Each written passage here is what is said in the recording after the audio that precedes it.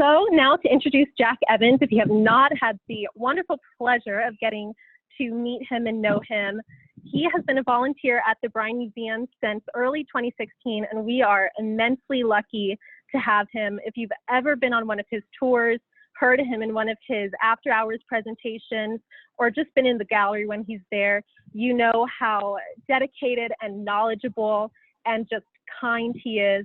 So we are in for a true treat having him here today. And thank you so much, Jack, for being the first virtual participant in doing this. And without further ado, Jack Evans. Well, thanks, Rebecca. Really kind words. It's been a pleasure to participate however I can to help the Bryan Museum. And thanks everybody for joining us this evening. It's a bit of a daunting challenge to engage in this medium. It's not something I've done before, so I hope you'll be patient with me if I stumble a little bit along the way. And as Rebecca said, enjoy your favorite adult beverage as we go along here. So, to begin with, the document we're talking about today is called A Letter to General Filisola from Santa Ana. Now, where is this document located in the museum? It's in the Texas Frontier Gallery. Now, if you're familiar with the layout of the museum, you know that as you enter off the main gallery, the main hallway to the Texas Frontier Gallery, you're greeted by a figure of Stephen F. Austin. And then in the far back right corner, next to the Republic of Texas case, to the left in a frame mounted high on the wall is this document. So you see where it's located there with a little bit of a close-up of it. So here's a better look at the document. Now, what is this document? Of course, the day after the Battle of San Jacinto, Santa Ana is captured, and Houston has him issue 3 orders. The first of the orders is for the Mexican troops in Texas to withdraw from the Anglo-American colonies. The second order is directs the Mexican army to not mess with the property of the colonists as they withdraw. And then there's this one. So let's look at it a little bit closer. Now this is again from Santa Ana to General Filisola. Filisola is an Italian-born general in the Mexican army. He's Santa Ana's second in command.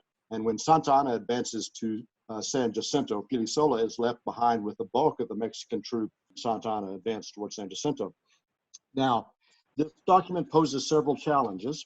First, of course, it's written in Spanish and a really kind of a really remarkable and beautiful, I think, cursive script. And fortunately, I'm of a generation where we were taught to write and read cursive, unlike some of the more recent generations. Nevertheless, this is written not only in Spanish, but it employs certain abbreviations and contractions and even some spellings that are not common in contemporary Spanish. And so that was what my first challenge was, how to properly transcribe it.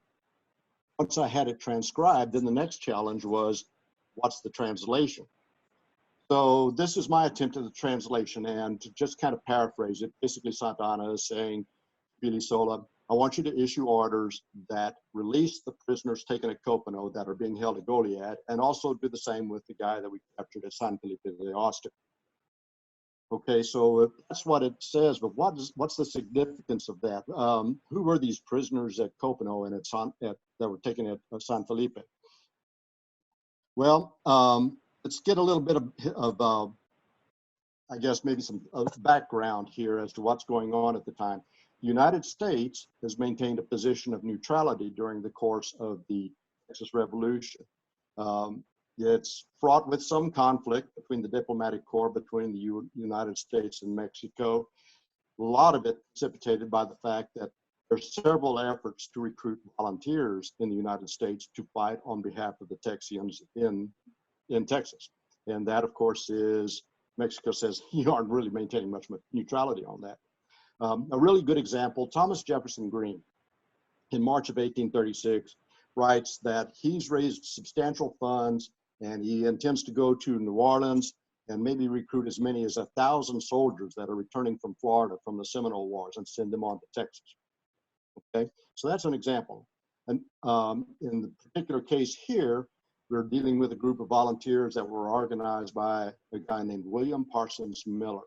Now, Miller was born in Ireland, then he moves to the U.S. and he lives in Tennessee for a good period. When the revolution breaks out, he shows up in Texas with letters of recommendation from the governor of Tennessee and other people of prominence. And the people in the Republic of Texas say, this guy's got some stuff going on here. Let's make him a major in the cavalry. And they do. But then Miller returns to the United States to recruit volunteers back to Tennessee. And so he raises a group of about 80 men that become known as the Nashville Battalion. And they travel down from Tennessee to New Orleans. And then around the 3rd of March, they ship out for Texas. 3rd of March, of course, the day after Texas declares its independence, which they're unaware of at the time, but again, and also before the fall of the Alamo. But that's when they leave New Orleans. But then it takes them a couple of weeks or so to actually get to Texas. I don't know if they had bad weather, a incompetent captain or what, but it took them quite a while to get to Texas. Where did they show up? They showed up, get back to my screen share real quick. They show up in Copano.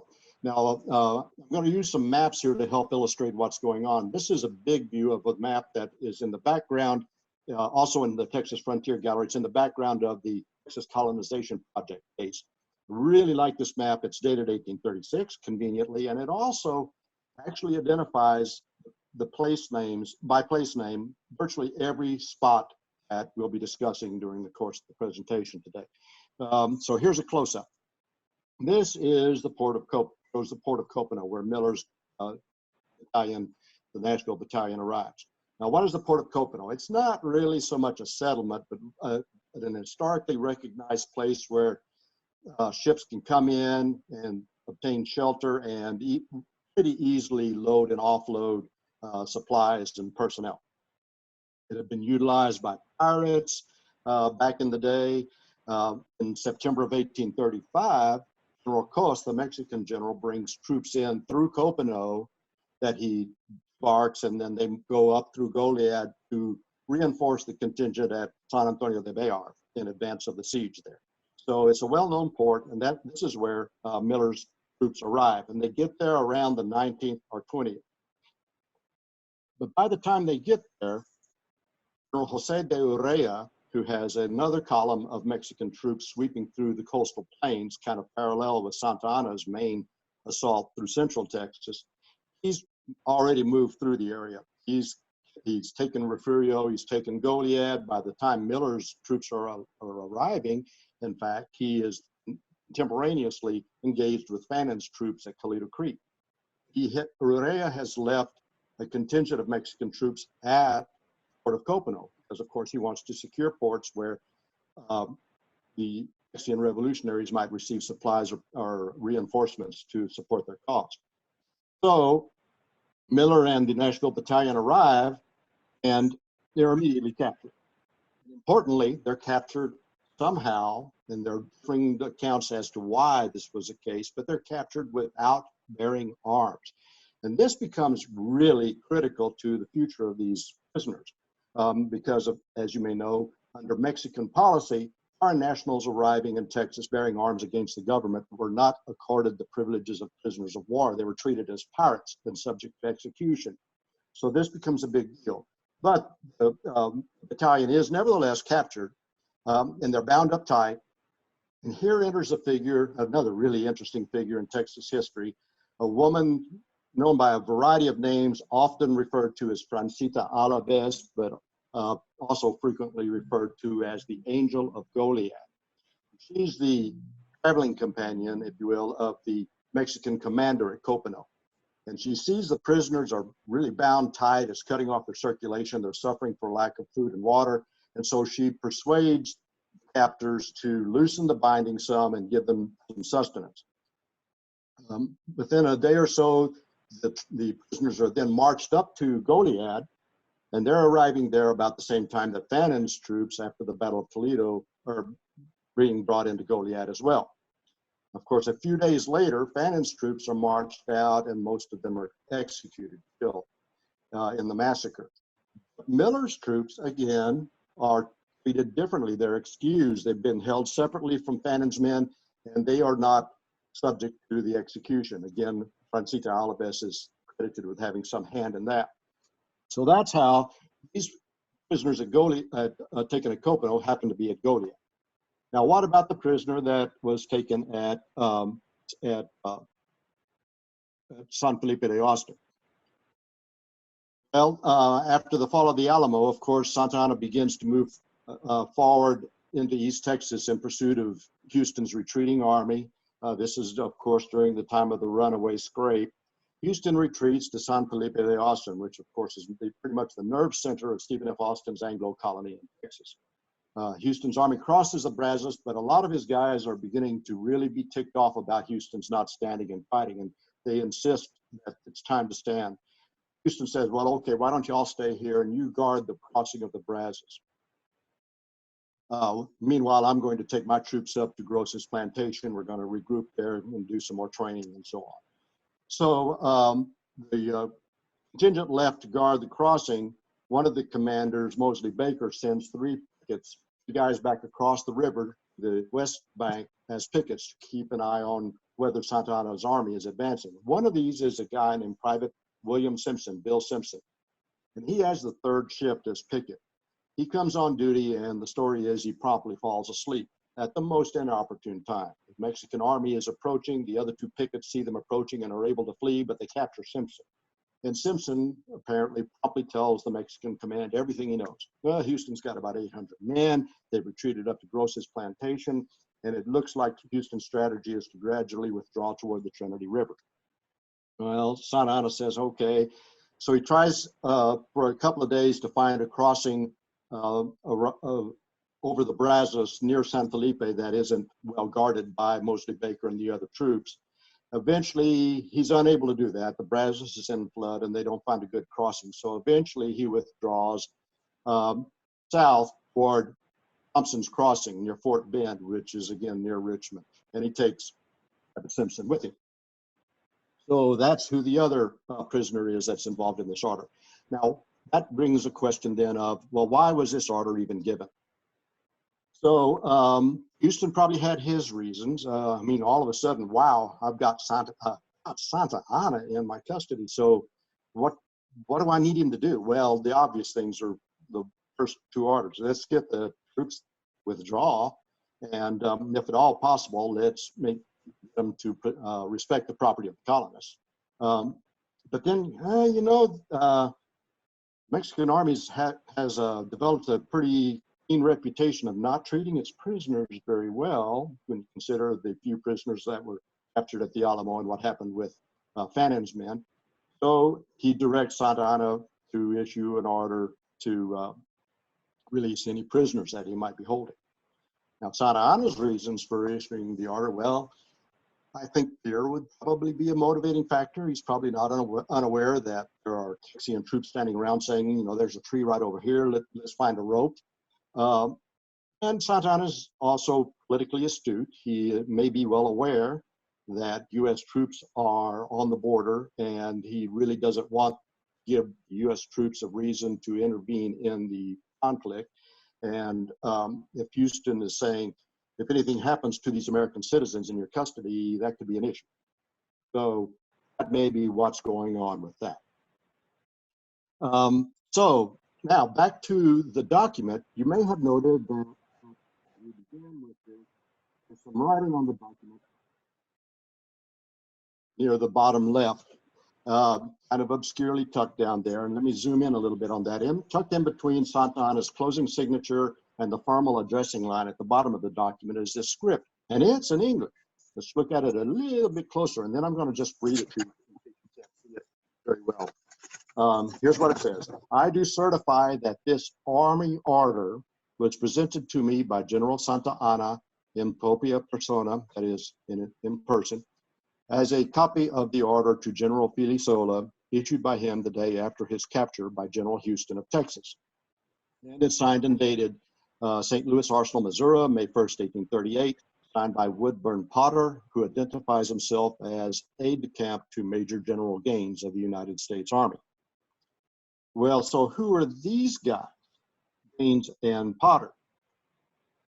Well, let's go back again to take a little bit more look at the political context. Now, even though the United States had an official position of neutrality, the President of the United States, Andrew Jackson, had a long-standing interest in Texas.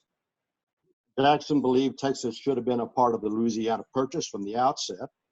He's nurturing a long-standing grudge with his arch enemy politically on Quincy Adams. Adams had negotiated the 1819 treaty with Spain that settled the boundary between the United States and Spanish America. And Jackson believes Adams gave Texas away unnecessarily, that he should have been able to claim boundary as far as the Rio Grande or at least to the Colorado. And so that kind of continues to grate on him. Jackson was also interested in the theory that some were espousing that that at some point in the past, the map makers had switched the boundary, switched the names of the Neches and the Sabine River.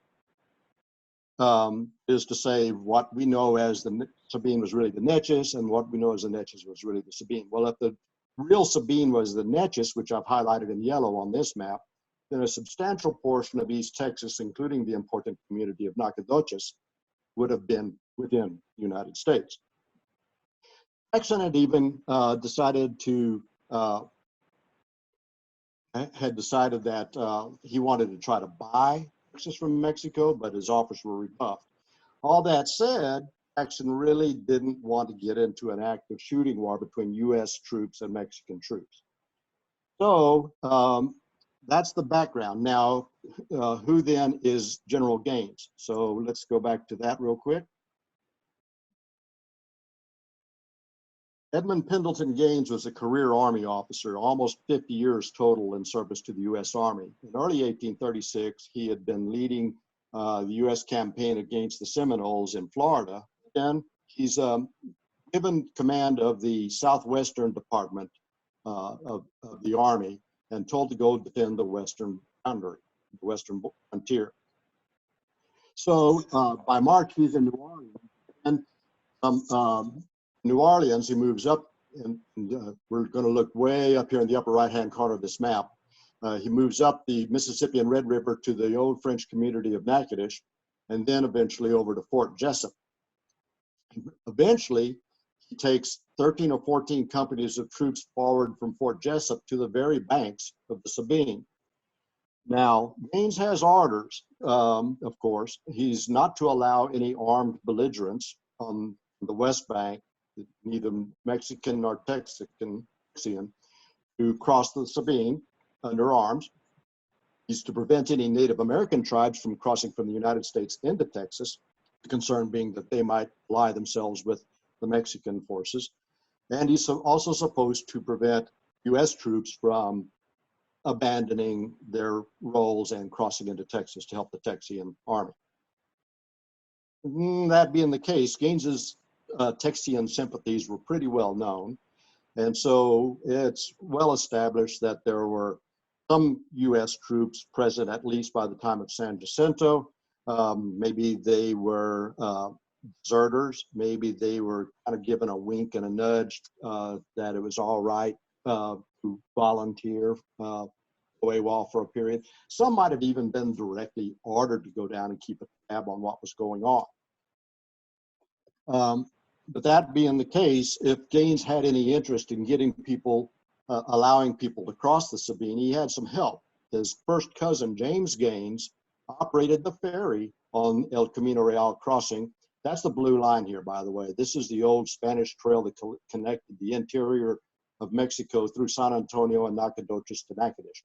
And so it's a well-known landmark, a well-known crossing. You can see the road was so prominent that it served as the boundary between some of the land grants.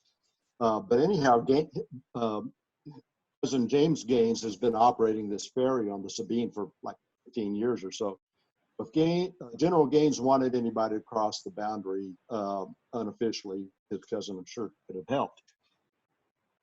Now then, so that being the case, so who was Potter, Woodburn Potter? Well, Potter was also he had also served within the Seminole Wars in Florida. He was a staff officer for one officer, and jumping ahead a little bit, in late 1836, Potter writes a book about the war in Florida that's well regarded, oft-cited by people who study the Seminole Wars. The officer that he was the staff officer for retires in 1836. He probably put in a good word for Potter with Gaines. Both that officer and Gaines had served together for over 20 years.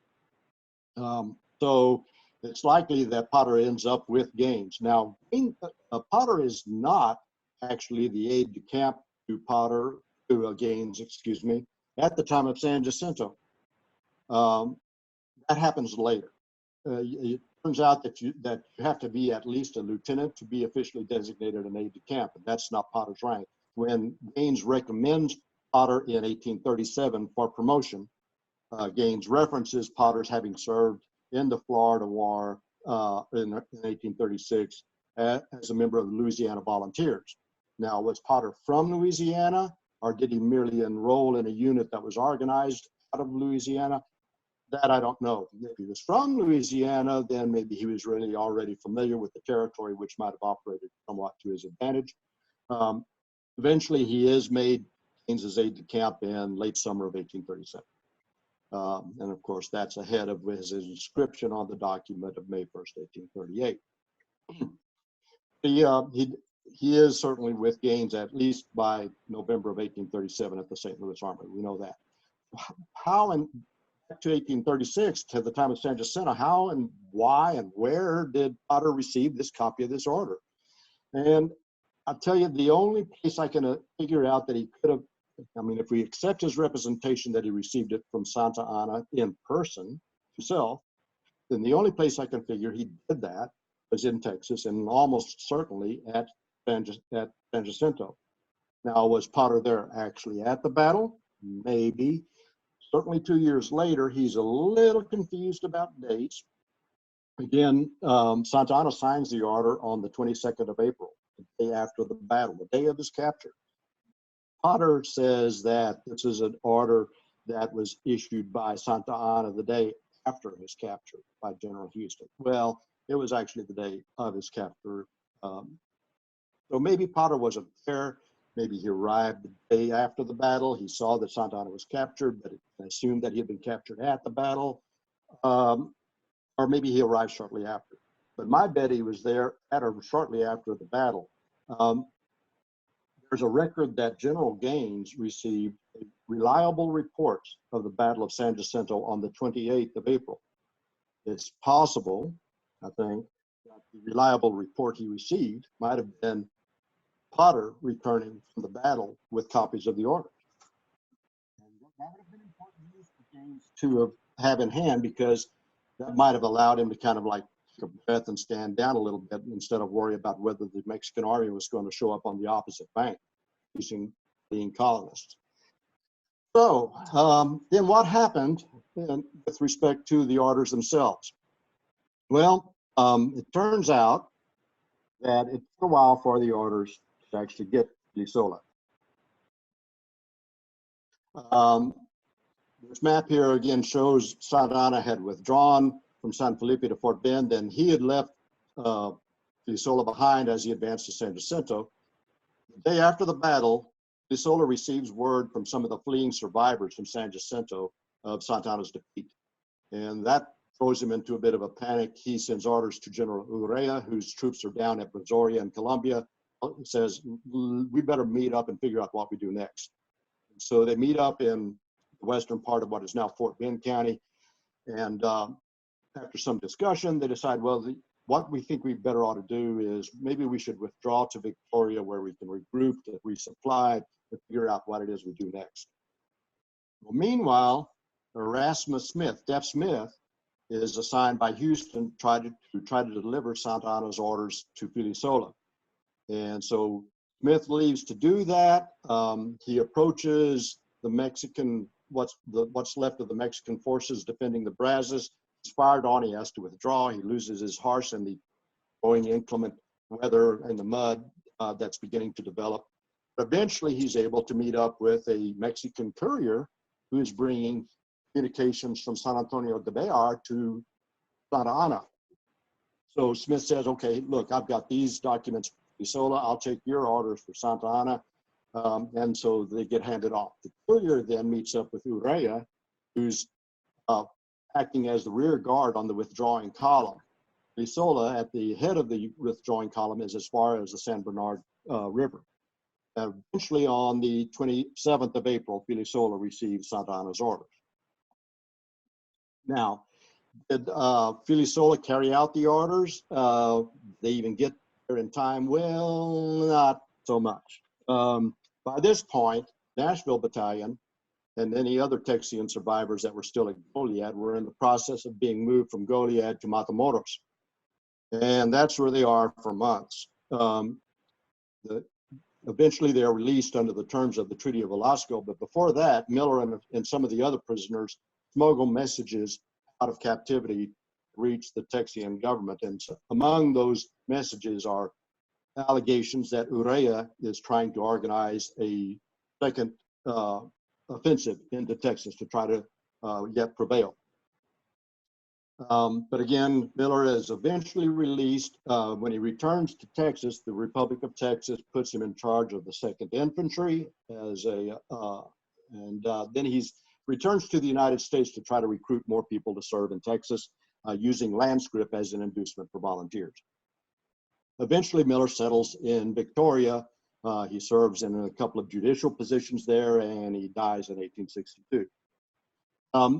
Neither is it in time for, did the orders get there in time for Private Simpson, who was captured at San Felipe de Austin, because a day or two before the orders arrive, Simpson manages to escape. So he's free. I don't know much else about what happened with Simpson. I do know that in 1870, when he's then represented to be residing in Austin at the age of 64, he has a veteran's pension approved due to his service in the Revolution. And his application and the corroborating testimony of others give some really interesting details about his captivity and escape. And then in 1874, I find record of his having received some state bond. Meanwhile, what about Gaines? Well, Gaines doesn't enter Texas, at least not yet. He's still on the Sabine, but in May, he sends a few troops into Texas to arrest or retrieve deserters from Texas. Then by late June, he's getting these rumors about how Urrea is supposed to be mounting a second offensive, and he's hearing other rumors, pretty much uncorroborated, that the Native Americans are going to rise up and rain havoc on Northeast Texas. And so he sends a detachment into Nacogdoches, again, asserting that, well, this is territory that our current administration thinks is part of the U.S. because the Natchez is really the Sabine. He sends reinforcements in late July, and troops remained there in Nacogdoches until like December of 1836. Eventually, the U.S. Border with the Republic of Texas by Treaty of 1838 agrees that what we know as the Sabine is in fact the boundary between the United States and the Republic of Texas. So I guess that pretty well wraps this up. Let's see. One other thing. I guess the question is, why did Potter inscribe the order? Potter himself was clearly very respectful, saw the value in official correspondence and documentation. If you look at his book on the war in Florida, it is replete with verbatim extracts from orders and letters in between commanders and so on. And so I'm sure that's why he grabbed it, held on to it, and protected it. Now, he may have been in the process of either transferring it to archives or conveying it to somebody, perhaps for a fee, and the acquiring party wanted some attestation as to its authenticity, so perhaps that's why he signed it in May of 1838. At least those are at least within the realm of possibility. So to quickly wrap up then, let's see, back to the document.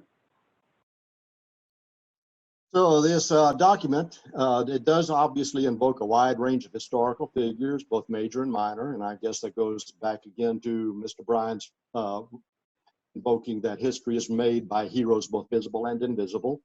It reflects some really important political considerations that may have been at play in the U.S. and the Republic of Texas and Mexico, in the minds of Santa Anna and Houston in the immediate wake of the victory at San Jacinto. And finally, I guess it reminds us that any number of the items within the museum's collection, when you really start looking into what they're all about, that they open doors that allow us to gain a much richer understanding of our shared history. So that's kind of it for now. Thank you all for joining me today. And if you have any questions, I'll let Rebecca or Roberta help manage the questions. But again, your health, salute.